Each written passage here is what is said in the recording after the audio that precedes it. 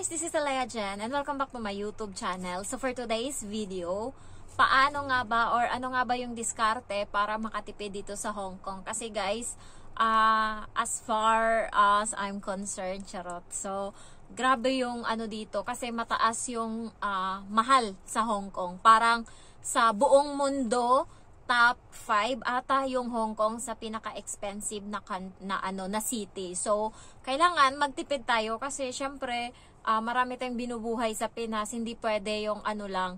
Kailangan nating tipirin kung ano yung meron tayo. So, ano nga ba yung diskarte ko para kahit papano, alam nyo guys, nagugulat yung iba na may utang ako dito sa bangko and yung natitira sa akin is 500 Hong Kong dollar na lang every month. So, paano ko yun nasusolve or paano ko yun nasusurvive? Unang-una is, sa 500 na yun, dun ko kukunin yung load ko na 100 sa Hong Kong Kabayan. Yung Kabayan na load, so 100 yon.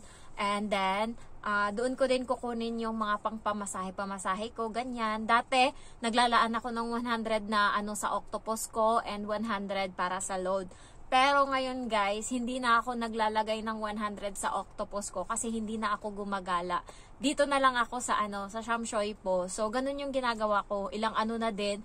Ginagawa ko isang beses na lang ako sa isang buwan kung gumagala or lumabas or kailangan mamasahe magpunta ng Central. Pero nung February nga wala talaga. Lahat ng day off ko nung February dito lang ako sa Sham Shui po. So yun, nakakaipon ako ng mga pang ko sa mama ko, sa pag-uwi ko nga, nakaipon ako. Ayan. So, yun yung yung ibibili ko or ipapamasahe ko papunta ng ibang lugar. Binibili ko ng Coffee Mate, ganyan. Binibili ko ng chocolate. So, yun yung ginagawa ko para kahit papano, maunti-unti ko na yung mga pang-uwi ko. Magugulat na naman yung amo ko pag time na nauwian na. Marami na naman akong nabitbit. So, ganun yung ginawa ko din nung nakaraan. Ang diskarte ko dyan para makatipid ako kahit papano is katulad na itong pagkain ko ngayon guys. Kumain ako sa KFC. Kasama ko yung subscriber ko kanina. Nakalimutan ko na naman yung name niya. Hi! Belang kasi yung tawag ko sa kanya. Pero siya yung always nagko-comment sa sa mga post ko. So, dito meron siyang name niya. Shout out sa'yo. Ayan. So, Lopez Diaz. So, Diaz. Kumain kami ng KFC na worth 35 Hong Kong dollar. So, merong chicken na natira kasi grabe na yung busog ko. Tapos, salita kami ng salita and may nakasama kami doon or may nakasama kami na katabi siya namin. Tapos, nung nakita niya kami, ngumiti siya. So, nginitian lang din namin. And then yun, sinabay na namin sa pagkain. So, yun, kasama siya namin na gumala na. And yun, yung kinain ko na chicken. Dalawa kasi yun, 35 Hong Kong dollar. Dalawang chicken and rice na parang dalawang tao. So, yung kinain ko lang is isang chicken. And then yung isa natira. So, yun, inuwi ko. Kasi nga, busog na talaga ako. And yung kinuha kasi namin na drinks, yung upsize, malaki din yun. Tapos, sa daan, may nakita kaming fried rice. Lang siya, 22 Hong Kong dollar. Ayan, so ito na siya. Napakarami niya na and meron siyang mga shrimp, karne, ayan, carrots, green peas, lahat-lahat. So, sobrang dami na niya. Sobrang dami. 2 tao ata yung kakain. Sobrang dami niya. So, ito yung hapunan ko. And, yun, nakatipid ako kasi sa bumili ako ng diba? So, malaking bagay yung mga ganito. And yung ulam ko is yung chicken kanina na inuwi ko galing sa KFC. Next is, ako yung bumibili ng pagkain ko kasi wala kang aasahan sa amo ko.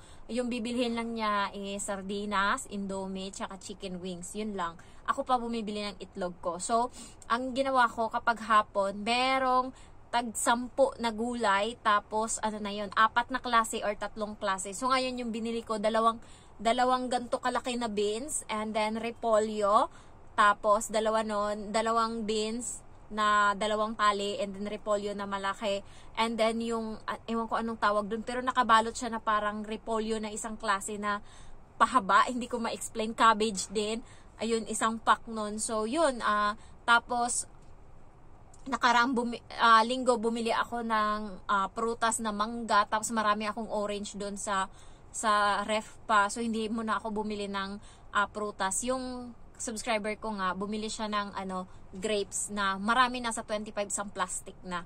So, yun, makakatipid ka talaga. Lalo kami dito sa Shamshoy po. Halos marami, lahat nandito na. And by the way guys, yung subscriber ko kasi, sa Shamshoy po siya kanina, nag-antay. And then, nag-ano kami, nag-chat siya kasi sa akin, sabi ko, two station bago yung Shamshoy po, chat mo ko. Hindi niya ako chinat. Nung nandito na siya, sabi niya na, paakyat na ako ng escalator ng C2 na exit. Sabi ko, ha? Hindi pa ako nagbihis, naghiga-higa pa ako. So yun, takbo ako kaagad. Tapos nag-antay siya doon and sa harapan niya, merong Indo na katulong. Tapos nakaporma na nakaskirt, ganyan. Tapos lumapit yung matanda na lalaki. Tapos nag-usap sila, tapos inabutan siya ng 500. Nahiya pa yung subscriber ko kasi first time niya nakakita and sinabi niya kaagad sa akin. Tapos no, nawala na yung dalawa, nagtsurbahan na, 500 lang yung bayad. Grabe guys, wag niyong gagawin yung ganyan ha, kasi nakakadiri yan. Lalo may mga sakit na yan dito, yung Chinese na matanda yung kumuha sa kanya. Kadiri, mabaho yung mga yan, kadiri yung mga yan. Kinakain ng mga yan yung minsan crocodile ba? Malay ko ba dyan? Crocodile soup, and then palaka, and then ano pa yung mga kinakain ng mga yan? Kadiri yung mga yan, wag niyong papatulan yan ha. So, tsaka may mga sakit yan, kadiri as in. So, nito namang hapon, naglakad din kami. May 4 din na babae, Pinay. Nagngiti-ngiti, nakaskirt din, nagngiti-ngiti. Sabi ko pa sa mga, sabi kasi ng isa, hindi ko lang alam kung subscriber ko yung nagsabi na, ayan, ano din yan, ganyan din yan, magpipick up din yan. Sabi ko, hindi yan, bibili yan dyan, bibili. Aba, may dumaan na matanda. Nagpakyut ngayon yung Pinay, nag-aano na, oy, kami kunin mo ko, I'm disappointed. Akala ko pa naman hindi. Mukhang matino. Tapos ayun, nagpa-take out din. Hindi ko lang alam kung tinake out siya. So, tapos nung umupo kami doon sa Shamshoy po kasi napagod kami. Nagsimula kasi kaming maglakad alas 12. Naikot namin yung buong Shamshoy po. Nagpunta kami ng mga ukay-ukay, lahat-lahat. So, wala masyadong maganda kanina. So, nag-upo kami. Yung kasama namin na si ate, kinausap siya ngayon ng matanda doon sa inuupuan namin. Tapos, inaabutan, ewan ko ano sinasabi, basta may man, ibig sabihin pera. Parang sabi 500, ganun. Yung kasama namin si ate, 2 months pa lang yun dito sa Hong Kong. Tapos yung subscriber ko nakasama, 1 year na dito sa Hong Kong. Ako, magto 2 years. So, pero, alam mo yung hindi first time ko kanina. Tapos sabi nung matanda, parang kinakausap kami ng Chinese, yung kasama ko. Tapos katabi ko siya, yung kasama ko. Tapos, naglabas ng 500, tapos pinipilit yung 500 sa kasama ko, tapos sabi ng kasama ko, no, sabi ko din, no, gumanon ako, hindi nakakaintindi, bobo. Tapos, buti na lang kamo, kapag galit yung mga amo ko dito sa bahay, pag nag-away sila, sinasabi nila parati, humfana, ibig sabihin nun, galit sila. Tapos pinipilit nila, tapos tumigil. Tapos mamaya, iaabot na naman uli, yung ginaganon ba sa'yo ba? Ginaganon, take it, parang ganun, 500. Sabi kong ganun sa matanda, humfana! Gumanon talaga ako. Talagang galit talaga ako kanina. Kasi nga, bastos. Tapos, ayun, nagsalita. Kasi nasa likod sila namin, nagsalita yung matanda, humfana. Nag-usap sila, Pilipino daw kami, ganun. Tapos, tumigil na sila nung sinabi ko yun. Hindi ko lang alam kung anong ibig sabihin nung sinabi ko. Pero, alam ko galit yun. Kasi nga, parati yun sinasabi ng bata kapag galit siya sa amo kong babae. So, yun. Nakatulong din pala yung mga ganong bagay para tumigil yun. Kaya guys, kayo, nagtitipid tayo sa nagtitipid, pero wag naman umabot sa ganun kadiri yun. Totoo lang. And then, next na pagtitipid nyo is, wag muna kayong gumala. Magstay kayo sa bahay. And, alam nyo yun, mas mahal kasi pamasahe, lalo nagtataas pamasahe ngayon sa bus, sa train. Dati papuntang Central from Shamshoy po is 12.5 ata, 12.8. Ngayon, 13 point something na. So, nagmamahal siya. Kaya sayang. Kung ano naman, tambay lang kayo dito sa mga and kanina, nakapunta na kami, dito lang kami sa Shamshoy po, pero nakapag-hike na kami, and nakapunta kami doon sa, yung parang, di ba may cherry blossom, may bago ngayon, yung dilaw yung namumulaklak, meron dito sa Shamshoy po, so yun, nagpicture-picture kami doon sa madilaw na puno, ayan, sa dilaw yung bulaklak na, puno, so, ayan, and the next na gagawin nyo is, kumain kayo sa mga restaurant, hindi siya restaurant, mga Chinese na pagkain. Alam niyo yung guys, yung merong 32 na babayaran mo and meron ka ng 2 ulam and 1 kanin. Pwede kang mamili kung anong ulam. Dito sa amin dito, malalaki yung serving nila and may free na yun na sabaw. maano siya, masarap din siya. Isang beses lang ako kumain, na-miss ko yung isda, and parati silang may isda doon na niluluto. Pero mostly is KFC talaga yung kinakain ko kapag kapag day off ko, kasi yun lang yung ako yung gustong-gusto ko talaga. And then next na makakatipid kayo is huwag kayong bumili ng mga branded na damit. Okay naman, deserve nyo naman yun, sa totoo lang. Pero kung nagtitipid kayo, dun muna kayo sa mga ukay-ukay, ganyan. So, yun yung gawin nyo. Labhan nyo lang maigi talaga, grabing laba. And babad nyo sa downy yan para tumino. So, yun yung ginagawa ko. And ano pa ba? Pag makakatipid ka, kapag didiskarte ka syempre ng pagkain, kukupit ka dyan. Kapag bago ka mag-day off, sa gabi pa lang, basta walang CCTV sa kusina, magtabi ka na ng kanin, magluto ka ng maraming bigas, and then magtabi ka para sa day off mo kinabukasan, para ulang na lang yung bibilhin mo, ganyan. Or yung iba na nakakaluto naman dyan sa bahay ni amo, magluto kayo para alam niyo yun, makakatipid kayo. Ganun yung ginagawa ko dati nung nag-hiking kami, naghahati-hati kami sa pagkain. Halimbawa, ako sa prutas ngayon, tapos sa susunod ako naman sa kanin, ayan, para hindi masyadong mabigat. Malas mo lang pag meron kang kaibigan na buraot, yung puro kabig lang ba, hindi marunong makiramdam na meron, alam mo yun, may mga ganong kaibigan sa kaibigan namin merong ganon buraot.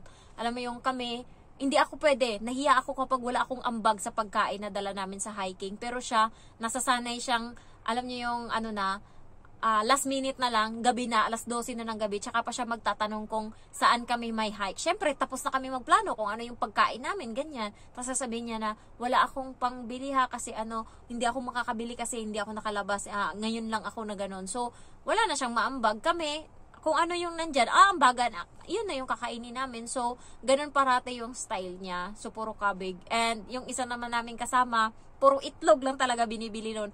Naumay kami sa itlog. Kada ambag niya talaga parati is itlog. Tigi-isa kaming lahat. So, yun yung ambag niya. Bigayan lang kayo dapat. And also, huwag kayong bumili masyado ng soft drinks, yung mga drinks, kasi mahal din yan 10. Kung makailan kayo niyan. So, and also, kapag kapag kasi nagsusundo ako ng bata, nagugutom ako sa daan. So, minsan napapagastos ako, pumapasok kami ng DS Grocery, bumibili ako ng kung ano-ano doon. Ang ginagawa ko ngayon is, bago ako umalis, nagbibit-bit ako ng chocolate or na makakain ko na pagdating doon, hindi ko na kailangan bumili kasi meron akong dala na kahit papano pang tawid ng, alam mo yun, para nagki-crave ka lang. So, yun yung mga style ko para hindi ako masyadong gumastos, and bumibili ako sa Chinese na mga bilihan, hindi sa Pilipino kasi mahal. Doon ako nagbibili. And also, hindi talaga, ang technique dyan para makatipid, huwag kang lumabas talaga na aalis malayo. Kanina may kaibigan ako na taga Yunlong, inaayan niya ako kasi may Pilipino na lugar na restaurant doon, ayan. Tapos nandun na sila, besan ka, tara na, tayo dito, Tagay, ganyan. Iwasan nyo yung pagkikipagkaibigan na puro tagay. Kasi nga, syempre, hindi ka tatanga. Mahal yung inumin dito, mapapagastos ka talaga. And also yung pagbabar. Guilty, pero ngayon hindi na.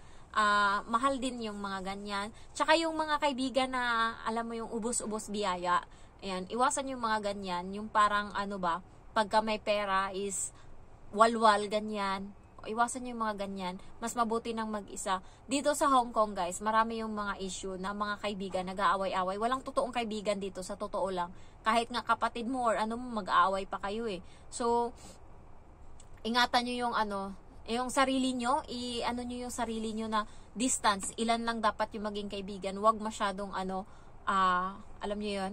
Masyadong, tawag nito? Masyadong mapagbigay or masyadong, set aside yung ibang feelings. So, yun lang yung mga tekniko. And also, kapag winter, and manghingi na lang kayo ng mga winter clothes sa ibang mga matatagal na dito sa Hong Kong. Huwag na kayong bumili. So, yun yung naging tips ko dati, nung bago lang ako dito sa Hong Kong. And then, kailangan ko ng winter clothes. Ang ginawa ko is, nagpakapal na ako ng mukha. Tapos may nagpo-post, sino kailangan ng ganito dyan? Meron akong winter clothes dito. Ayun, nanghihingi akong winter clothes. So, nakarami ako. Itong sinusuot ko na parati kong suot na, ayan, winter clothes. Makapal to Brand niya is Circle, made in Korea. bigay lang to sa akin ng ng babae sa Facebook ko siya nakilala, hiningi ko. Sabi ko pahingi ng winter clothes. Tapos itong pinakamakapal ko na pajama na pangtulog ko, ano lang din to, bigay lang to sa akin. So, yan, magpakapal na lang kayo ng mukha, hindi pwedeng dito. Kailangan tayo, diskarte tayo para makatipid tayo. And also, yung mga tabi-tabi ba, wag nyong masyadong, dati guys, mahilig ako magbili-bili kapag lalabas na kung walang kwentang bagay. So, ngayon, tinitipid ko na yung sarili ko sa mga ganyan.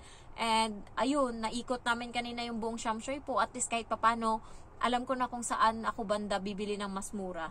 So, ayun lang guys. Thank you for watching and sana may nakuha kayo. I love you all. Bye-bye.